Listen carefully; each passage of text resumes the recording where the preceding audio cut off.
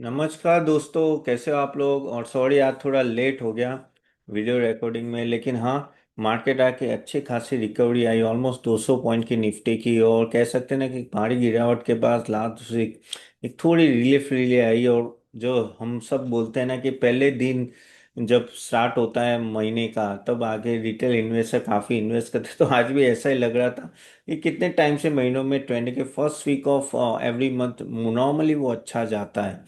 तो आज एक रैली आई थी, तो उसके रीजन काफी हो सकते हैं। एक तो आपने जीडीपी आंकड़े देखे थे, 7.8% ग्रोथ क्वार्टर का आया, तो उसके वजह से सब थोड़े उत्साहित थे कि भाई चलो एक अच्छा नंबर आया है। इवन के टैरिफ का इम्पैक्ट के वजह से भी इतना गिरा नहीं है, लेकिन बहुत सारी चीजें आपको ध्यान में रखनी पड़ती है, क्योंकि जो टैरिफ का इम्पैक्ट आया था वो अगर आप देखो तो अगस्त मंथ से है।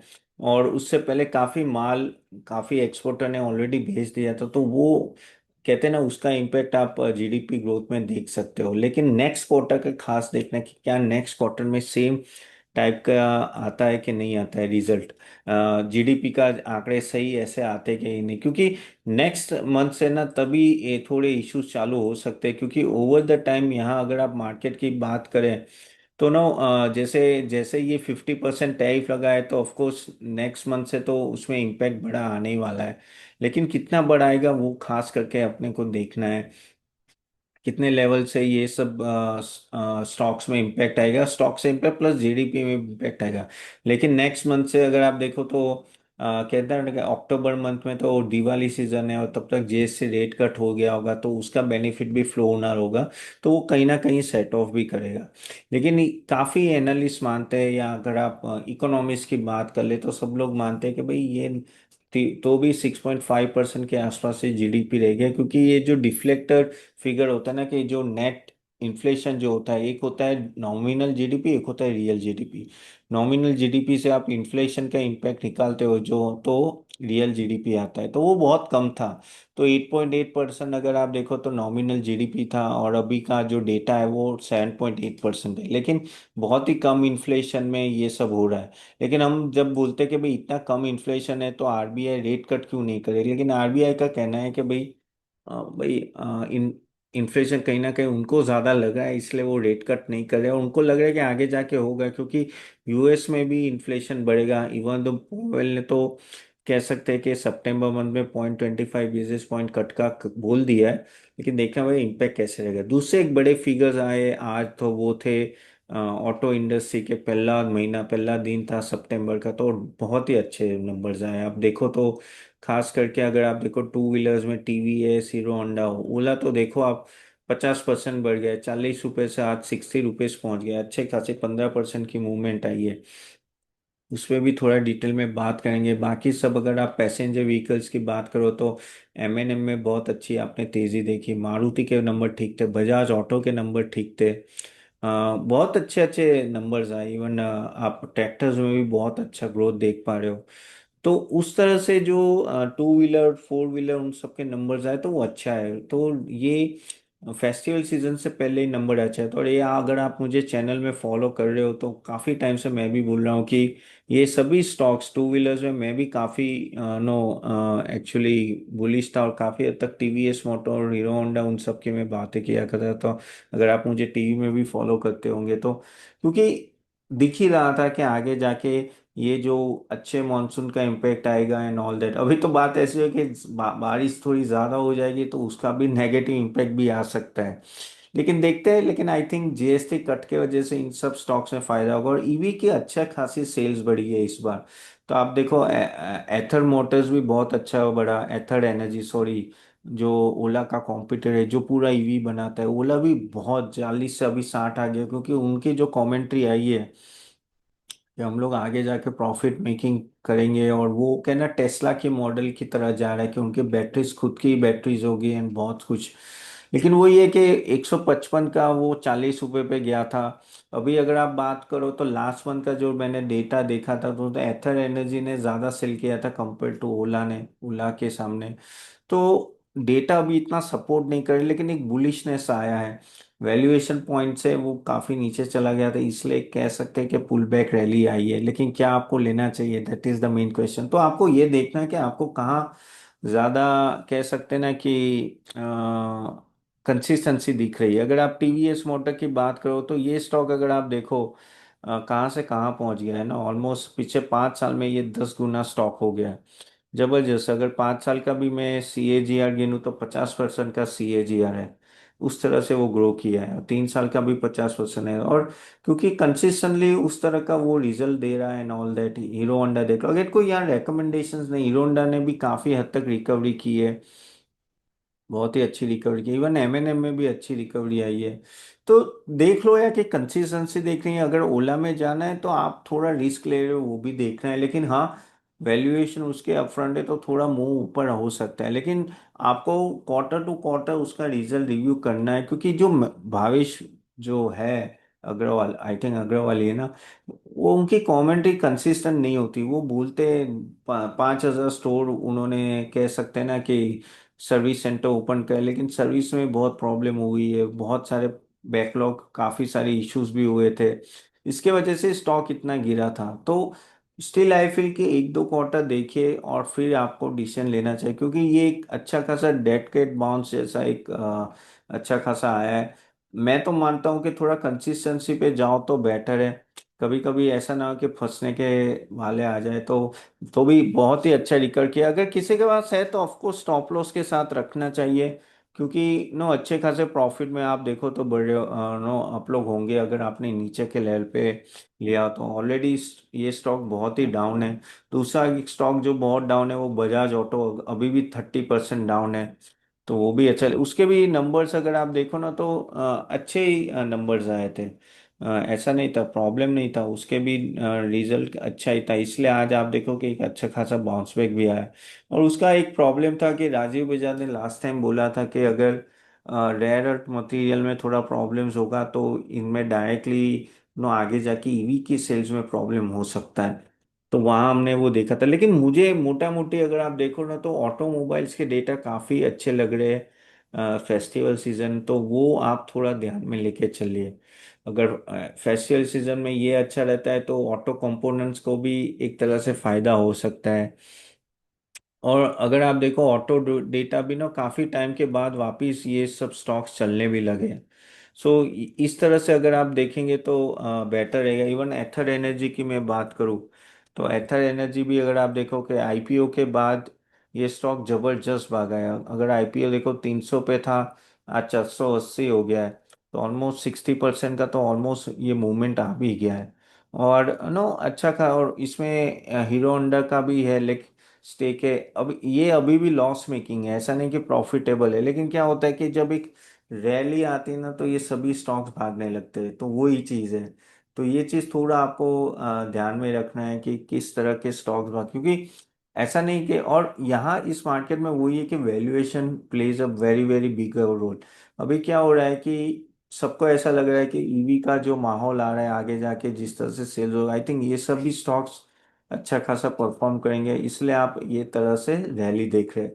और ये जो टू व्हीलर खास करके ये जो इंटरेस्ट रेट कट हुआ है, बारिश अच्छी हुई है, इन्फ्लेशन डाउन है, जीएसटी कट आ रहा है, इससे आई थिंक ये सब सेगमेंट में ज़्यादा कह सकते हैं ना कि तेज़ी आ सकती है। तो काफ़ी हद तक आप देखो तो कंज्यूमर ड्यूरेबल्स उसमें एक तेज़ी आ रही। देखो इसमें भी काफी लोग बोल रहे हैं कि जीएसटी का इतना फायदा नहीं होगा, लेकिन अगर आप नंबर्स के हिसाब से देखें तो 1.5 से 2 लाख करोड़ का डायरेक्टली जीएसटी की वजह से जीडीपी में ग्रोथ आ सकती है। इधर आगे जाने से पहले गाइस, आज से हमारी फीस बढ़ गई है हमारे सेशन की। अगर तो भी आपको अगर डिस्काउंटेड प्राइस आए तो हमारे www.catapan.in में आप जाके देख सकते हो, वहाँ हमने नंबर दिए, वहाँ आप कॉल भी कीजिएगा। Will let you know. But yes, हम लोग already last time SME IPO release कर दिया है। और जो नया हम लोग मॉडल पोर्टफोलियो लॉन्च कर इस वीक में कर रहे हैं। काफ़ी सारे नए स्टॉक्स हम लोग देने वाले हैं। तो थोड़ा मेरी रिसर्च टीम और मेरे को टाइम लग रहा है थोड़ा स्क्रूटिनी करने में। But yes, as early as possible this week हम लोग रिलीज कर देंगे। ओके। और आपका नेक्स्ट सेशन अटेंड करना चाहते हो तो हम लोग लिंक कमेंट बॉक्स में दिए, ज़रूर अटेंड कीजिएगा। अब बात करते हैं कि और एक जियो पॉलिटिकल की बात करते हैं तो भाई, जो हमारे मोदी साहब एससीओ मीटिंग के लिए गए चाइना, तो वहाँ भाई पुतिन साहब, जीपिंग और मोदी जी के तो बहुत वो फोटोज आ रहे हैं, वीडियोज आ रहे हैं कि भाई ये तीनों एक हो गए एंड ऑल दैट। और बहुत सारे मीम्स भी घूम रहे हैं। अब देखते हैं क्या होता है। देखो, रशिया पे से तो ऑयल हम लोग ले ही रहे, बढ़ा ही दिया है, सस्ता मिल रहा है हमें। और अब चाइना से भी हाथ मिलाने पड़ रहे क्योंकि यूएस बेवफा निकला। ट्रम्प साहब तो अपनी दुनिया में है। तो देखो, चाइना भी इन्वेस्ट करना चाहता है इंडिया में, ऐसा नहीं, उसके पास बहुत पैसे है और वो कर सकता है। लेकिन हाँ, हमें भी अपने कंडीशंस रख के उनका इन्वेस्टमेंट लेना है, लेकिन ना नहीं बोलना है, क्योंकि हमें भी एफडीआई की जरूरत है। That is foreign direct investment, उसके बिना हम लोग भी ग्रो नहीं होंगे। प्लस उनका नॉलेज बहुत अच्छा है, उनकी टेक्नोलॉजी बहुत अच्छा है। समहाउ अगर आप वो भी अगर ले सको, नॉलेज ट्रांसफर कर सकते हैं वो लोग, तो वो भी इंडिया के लिए बहुत ही बेनिफिशियल होता है। क्योंकि at the end of the day China technology wise बहुत आगे निकल गया। अब अभी भी मैं जब कोई रील देखता हूँ तो मैं अभी भी मैं देख रहा हूँ कि उनकी बस ऐसे है कि विदाउट विदाउट ड्राइवर चल रही है। उनकी काफी गाड़ियां विदाउट ड्राइवर, जैसे टेस्ला की है वैसे BYD भी इस तरह से चल रही है। और उनकी BYD के जो कुछ कुछ मॉडल्स तो बहुत ही आगे है। तो अभी वो नंबर 1 है वर्ल्ड में, सबसे ज्यादा कार वो बना रही है। एक समय पे टेस्ला बहुत आगे थी। तो काफी, और डीप सीक तो आपको पता ही है कि किस तरह से उसने पूरा कहते हैं ना कि AI वर्ल्ड को हिला दिया। तो we need technology, know how, उसमें कोई डाउट नहीं है। तो ऑफ कोर्स, बट हमें जब भी अगर हम लोग अट्रैक्ट करते हैं उनका कैपिटल, तो we have to put our own conditions, तभी अट्रैक्ट करना चाहिए। तो ये चीज़ तो हमें ध्यान में रखनी पड़ेगी। और ऑफ कोर्स अब काफ़ी हद तक हम लोग यहाँ सब आरओ भी लग रहे हैं कि भाई इंडिया तो रशिया से ऑयल ले रहा है, रिफाइन कर रहा है, वही ऑयल फिर यूएस को और सबको बेच रहा है। तो जयशंकर जी ने बोल दिया कि भाई मत खरीदो। लेकिन इंडिया फायदा तो ले रहा है। और उसमें ऐसा नहीं कि कुछ प्लेयर जैसे रिलायंस है और वो सब को उनको थोड़ा ज्यादा बेनिफिट भी मिल रहा है। Anyways, this is how the corporate world goes on. But yes, अभी भी हमारा बिगेस्ट सप्लायर वही, आई थिंक 32-33% हम लोग ऑयल वहीं से इंपोर्ट कर रहे हैं। सो होपफुली आगे जाके देखते हैं इंडिया किस तरह से बैलेंसिंग आउट करता है। क्या तो रशिया से कम ऑयल लेता है, मिडल ईस्ट से लेता है, लेकिन देखते हैं।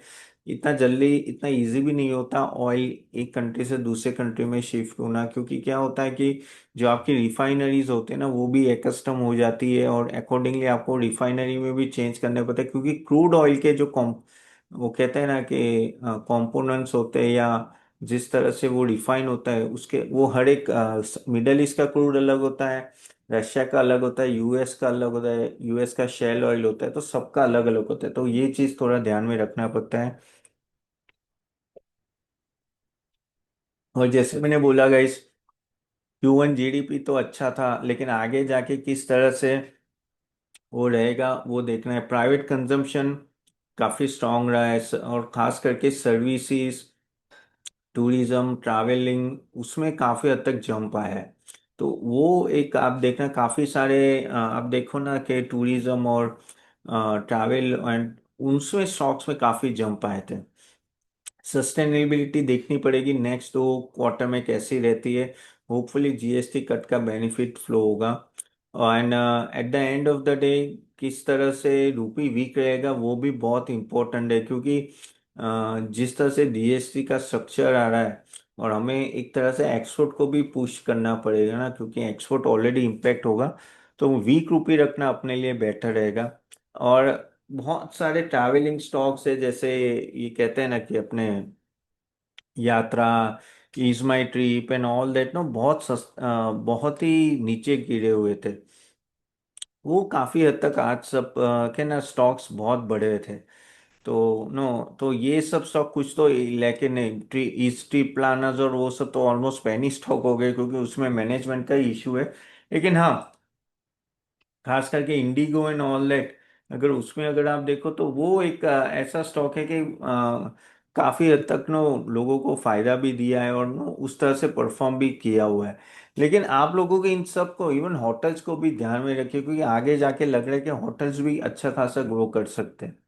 और जैसे ओला ओला की वापस हो गई, 25% मार्केट शेयर है। तो आगे जाके किस तरह से परफॉर्म, एथर भी देखना पड़ेगा। तो आप टू व्हीलर्स में भी ध्यान रखना पड़ेगा। ऑटो सेक्टर में ओवरऑल फायदा तो होगा, लेकिन वही है कि वैल्यूएशन आप थोड़ा ध्यान में, क्योंकि आगे जाने से पहले ही वैल्यूएशन काफी बढ़ गए। रही बात रिलायंस की एजीएम की, रिलायंस के एजीएम में बताया गया कि भाई जो आईपीओ का डीमर्जर होने वाला है खास करके रिलायंस जियो, वो नेक्स्ट ईयर जून तक हो जाएगा। तो अभी हमें वो देखना है कि तब तक क्या हालत होती है। अभी रिलायंस बहुत नीचे वैल्यूएशन में बहुत ही अच्छे लेवल पे आ चुका है। आई थिंक जियो का डीमर्जर होगा वो बहुत बड़ा वैल्यू अनलॉकिंग होगा। तो कोई लंबी अवधि के लिए सोचा है तो सोच सकता है रिलायंस में, आके रिकमेंडेशन नहीं दूंगा लेकिन सोच सकता है। आई थिंक ये काफी हद तक एक साल में अच्छा रिटर्न दे सकते हैं अगर ये आईपीओ आ जाता है जून तक, जिस तरह से मुकेश अंबानी जी ने बोला है। नहीं आया तो फिर और डिले हो जाएगा, लेकिन हाँ काफी प्लेयर्स भी उसमें से बाहर निकल जाएंगे। और काफी ऐसी बातें चले कि भाई चाइना के साथ काफी कोलैबोरेशन होने वाला है, जीवीज होने वाली है।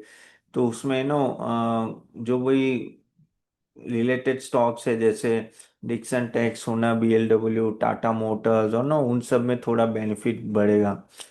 इवन आई थिंक नई फ्लाइट्स भी अभी कह सकते हैं, डायरेक्ट फ्लाइट्स भी चाइना के साथ हो चुका है, तो वो भी एक बेनिफिट होगा।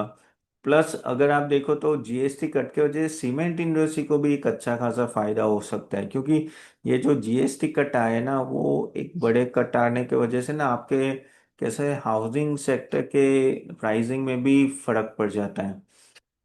इवन अगर आप देखो तो उसमें मैंने, अगर आपने लास्ट वीडियो देखा होगा मेरा सीमेंट इंडस्ट्री पे, तो आपके जो प्रीमियम सीमेंट होते हैं ना जैसे एसीसी, अंबुजा और उन सब में उनके कैसे ना 30-40 रुपए भाव ज्यादा होता है। इनका अगर 330 होगा तो उनके जो सेकंड लेवल के होते हैं जैसे जेके सीमेंट, श्री सीमेंट, उनके 300 भाव हो गए। तो अगर जीएसटी कट आता है ना 10% का, जो 28 से 18 होगा, तो उनका प्राइसिंग पहले के जो एफोर्डेबल सीमेंट प्राइसिंग के पास हो जाएगा। तो अगर कोई डेवलपर प्राइसिंग सेम रखेगा तो उनको एक प्रीमियम ब्रांड मिल सकते हैं, तो इन सबको भी फायदा हो सकता है। तो सीमेंट इंडस्ट्री भी अगर आप देखो ना तो उनको भी डायरेक्टली इनडायरेक्टली काफी हद तक फायदा होगा। ऑफ कोर्स ईएमएस को भी फायदा होगा आगे जाके। लेकिन वही है कि अभी ट्रम्प साहब क्या करते हैं, ट्रम्प साहब अनलेस अनलेस कुछ क्लियर ना कर, कुछ प्रॉब्लम ना करे तो अच्छे। हाँ उनके बाय द वे उनके जो टैरिफ लगाए तो उनका यूएस में कोर्ट केस चल रहा है कि भाई आपने ये जो टैरिफ लगाया ना वो कम्प्लीटली इलीगल है, आप इस तरह से लगा ही नहीं सकते और अगेंस्ट द कॉन्स्टिट्यूशन है। और उस पे स्टे लाने की बात थी, और अभी कोर्ट ने बोला है कि भाई आई थिंक अक्टूबर तक, if I am not wrong 14 अक्टूबर है या कौन कौन सी डेट है, 45 डेज का कुछ इनको मिला है, तब तक उनको अपील करनी पड़ेगी। सो अभी तो सभी टैरिफ लगे हुए हैं लेकिन वहां भी काफी हद तक प्रॉब्लम चल रहे हैं। सो काफी सारी चीजें आपको ध्यान में रखनी है आगे जाके। मार्केट ओवरऑल ने अभी क्या किया कि एक तरह से पचा लिया है ये जो टैरिफ है, लेकिन आगे जाके बस थोड़ा इम्पैक्ट हमें देखता रहना पड़ेगा, इसको अवॉइड नहीं कर सकते, करेक्ट।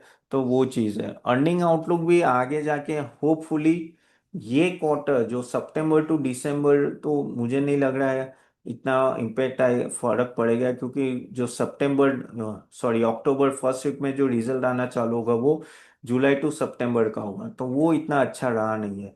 आई थिंक जो बेस्ट रिजल्ट आएगा वो अक्टूबर टू दिसंबर का जो महीने का रिजल्ट होगा ना दिवाली का, वो आएगा जनवरी फर्स्ट वीक, वहाँ आई थिंक बहुत अच्छा खासा जंप आ सकते हैं। तो उस तरह से आपको देखना पड़ेगा। तो चलिए यहाँ तक रखते हैं गाइस, होप ये सेशन अच्छा लगा होगा। आपके क्वेश्चंस आप कमेंट बॉक्स में जरूर डालिएगा। बाकी पुराने सभी क्वेश्चंस तो मैंने आंसर दे दिए, I will do answer that. And will see you tomorrow, sorry आज थोड़ा लेट हो गया, कल से राइट टाइम पे हम लोग वीडियो रिलीज करेंगे। Okay, see you then, bye.